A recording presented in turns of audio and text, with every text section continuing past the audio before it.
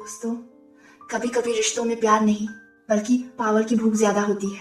कुछ शादियां प्यार से नहीं, जहर, ईगो और कंट्रोल से चलती हैं। इस वीडियो के एंड तक आपको लगेगा अगर रिश्ते में रिस्पेक्ट खत्म हो जाए तो इंसान क्या क्या बन सकता है। चलिए शुरू करते हैं। इस मूवी में जवान और सेक्सी पत्नी हर रात तैयार होकर निकलती है अलग अलग मर्दों के साथ मस्ती करने।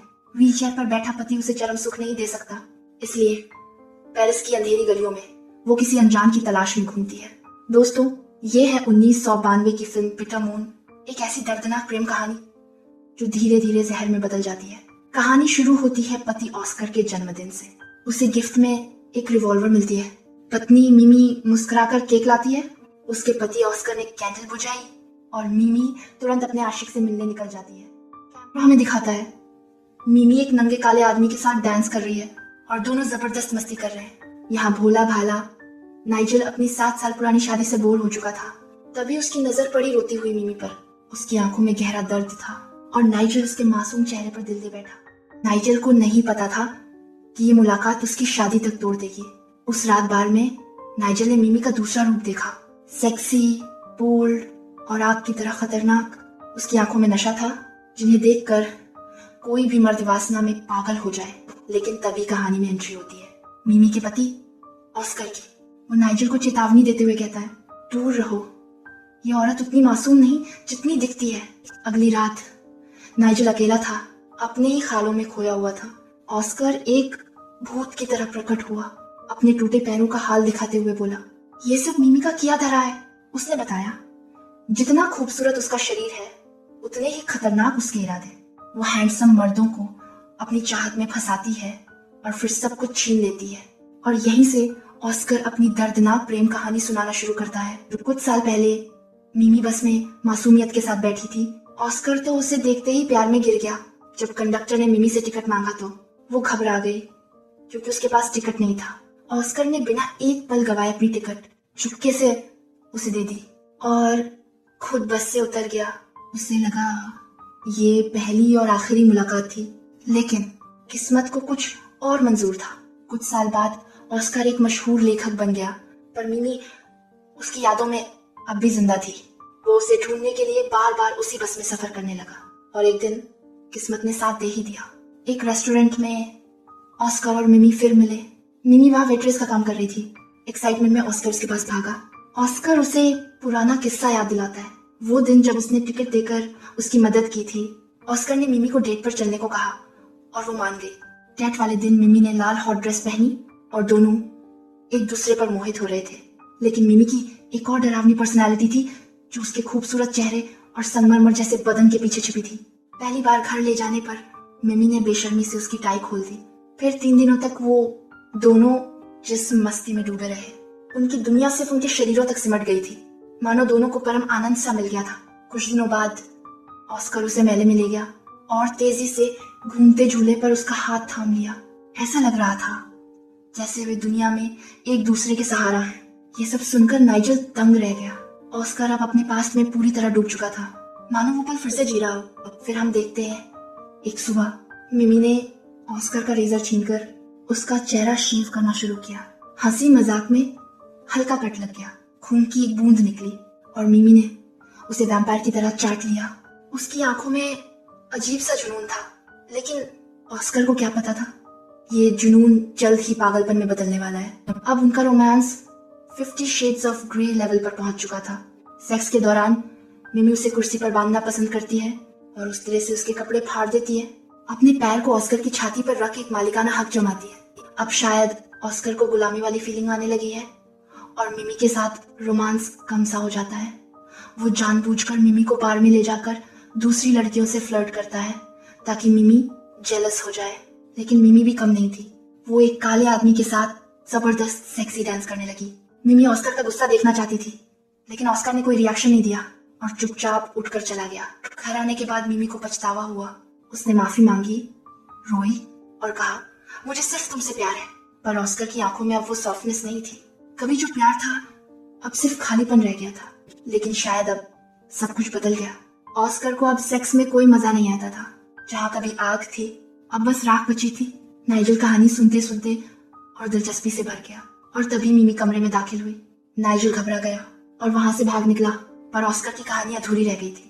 लेकिन जल्द ही किस्मत नाइजल को फिर उसी जाल में वापस खींचने वाली थी। पर अगले दिन नाइजल और उसकी पत्नी शिप डेक पर घूम रहे थे। नाइजल अपनी पत्नी का कोट लेने केबिन में वापस आता है, तभी मिमी अचानक से आती है और उसने कहा, मेरे पति से दूर रहना, उसकी बातों पर भरोसा मत करना, वह एक मेंटल मरीज है जो इमेजिनेशन को हकीकत समझता है। उसकी मासूमियत भरी बातें सुनकर नाइजल पिघल गया। फिर मिमी उसे शाम 5 बजे अपने केबिन में बुलाती है ताकि अच्छे से बात हो सके। लंच के बाद नाइजल पत्नी के साथ ताश खेल रहा था, लेकिन अंदर ही अंदर उसका दिल धड़क रहा था। वो 5 बजने का इंतजार कर रहा था। आखिरकार नाइजल ऑस्कर को ढूंढने का बहाना बनाकर ताश के टेबल से चला गया।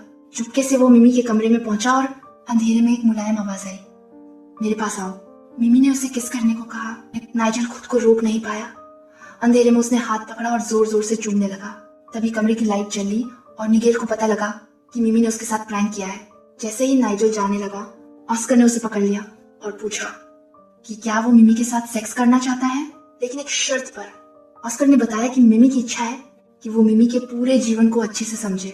नाइजल को यह जानकर हैरानी हुई कि ऑस्कर अपनी ही पत्नी को अजनबी मर्द के साथ सोने को कह रहा है, लेकिन होल के चक्कर में नाइजल वहीं बैठ गया और उनकी कहानी सुनने लगा। ऑस्कर बताता है, बिस्तर पर नंगी मिमी को देखकर भी अब मुझे एक्साइटमेंट नहीं होती। ऑस्कर की आवाज भारी थी। वो बोला, हम एक दूसरे के साथ होते हुए भी अकेले थे।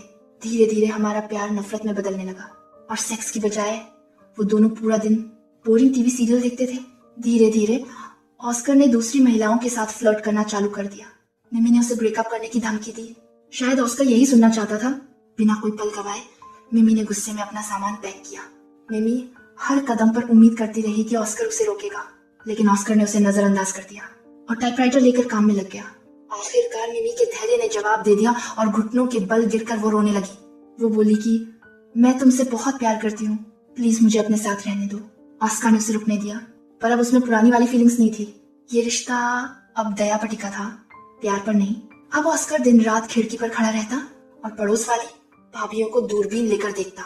यहाँ देख वो कुछ एडवेंचरस करने की सोचता है, लेकिन अगली सुबह उसका मिमी से लड़ाई हो गई। मिमी की गंदी हरकतें भी पहले क्यूट लगती थी, लेकिन अब ऑस्कर को घिन आती थी। इस तरह दोनों में झगड़ा शुरू हो गया। दोनों को एक दूसरे की कमजोरी का पता था। मिमी ने ताने मारे, तुम एक भी किताब नहीं लिख सके। ऑस्कर ने हंसते हुए कहा, और तुम बस एक वेट्रेस थी। ऑस्कर ने उसे छिनाल बोलते हुए थप्पड़ लगाए। तभी मिमी फर्श पर गिरकर बेहोश हो गई। होश आने पर उसने ऑस्कर को फिर माफ कर दिया। पुरानी यादें ताजा करने दोनों फिर से झूला झूलने गए, लेकिन वो जगह भी बस यादों का कब्रिस्तान बन गई थी। अब मिमी का चेहरा खुशी से चमक रहा था। वह चाहते थे कि समय इसी पल में रुक जाए, लेकिन ऑस्कर को लगता था कि खुशियां बस पल भर की मेहमान होती हैं। रात को ऑस्कर ने साफ कह दिया, हमारा रिश्ता जहर बन चुका है।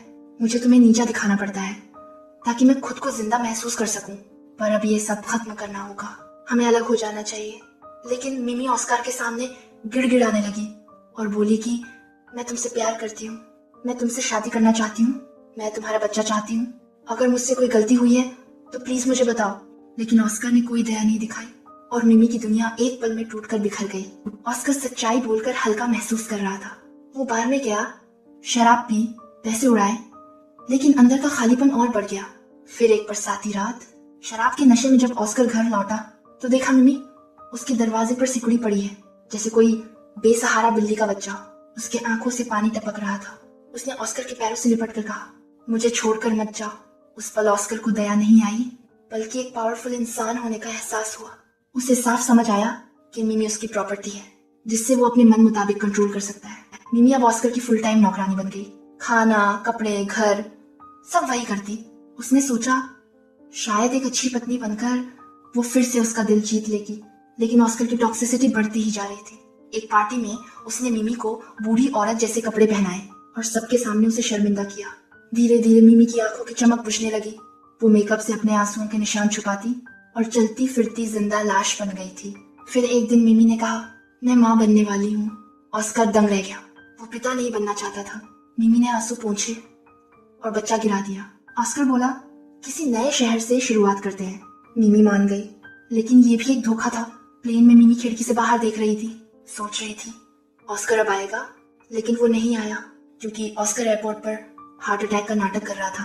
मिमी का प्लेन उड़ गया और ऑस्कर के चेहरे पर जीत की मुस्कान थी, लेकिन दूसरी ओर मिमी फूट फूट कर रो रही थी। उसके दिल में सिर्फ कड़वाहट और सूनापन बचा था।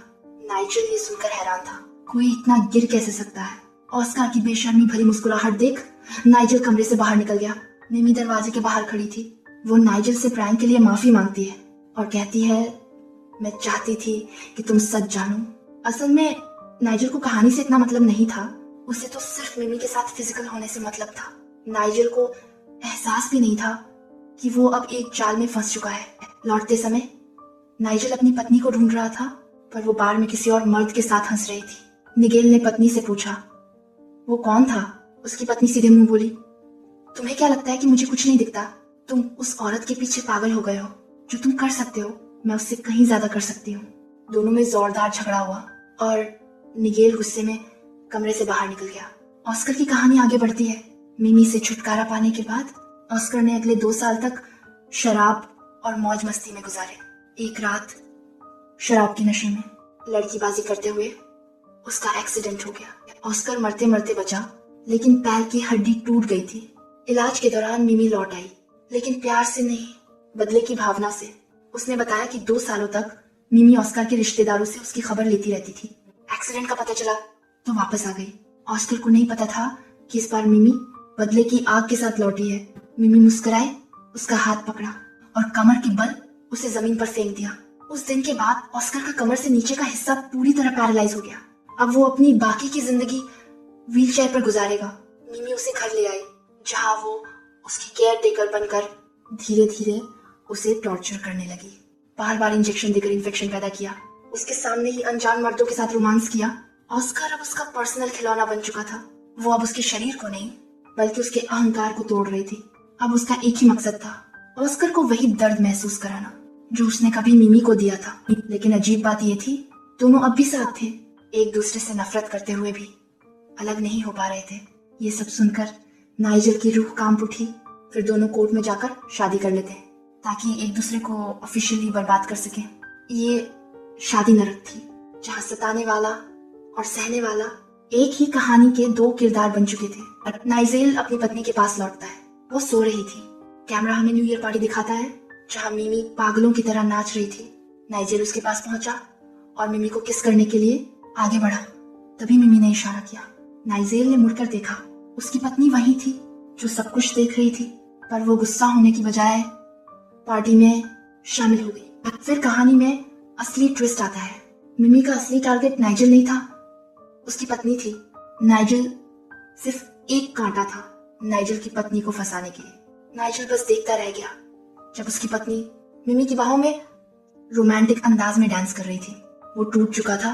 उसने खुद को पूरी तरह से शराब में डुबो दिया, लेकिन मिडनाइट तक भी उसकी पत्नी वापस नहीं आई।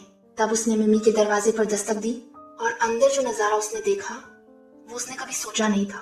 ऑस्कर के चेहरे पर शैतान जैसी मुस्कुराहट थी। सब कुछ नाइजेल के बर्दाश्त के बाहर था। वो गुस्से में चिल्लाते हुए ऑस्कर का गला घोंटने के लिए झपटा। और फिर ऑस्कर का असली गेम अब सामने आता है।